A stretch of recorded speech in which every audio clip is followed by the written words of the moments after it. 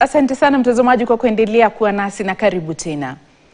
Wazee wa baraza la Seuli wakiwa wamekungamana Kajiado ya Kati chini ya uongozi wa Moses Ole Tipis wamemkashifu seneta wa Narok Ledama Ole Kina kwa kile wanachokitaja kama kuingilia masuala ya kaunti ya Kajiado.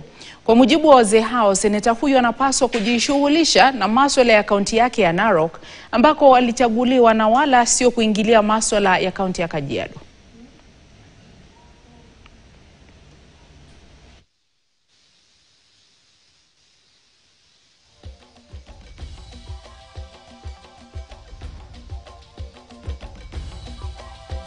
Muende mbele pale tuwashikilie waweze kuleta serikali. Kwa hivyo hatutaki sasa usindikishane, na sisi tunakupanga. Tumesema hautaki usindikishane. 2027 nitakuja kuwa senator wenu. Asanteni sana. Na ni vyema tukue watu wa shukrani, tusije tukafungwa macho kueleweshwa kuna watu wanaopenda Saitoti kuliko wale waliotokelezea wakati wa shida yake. That is important. Ni muhimu hiyo itokelezee.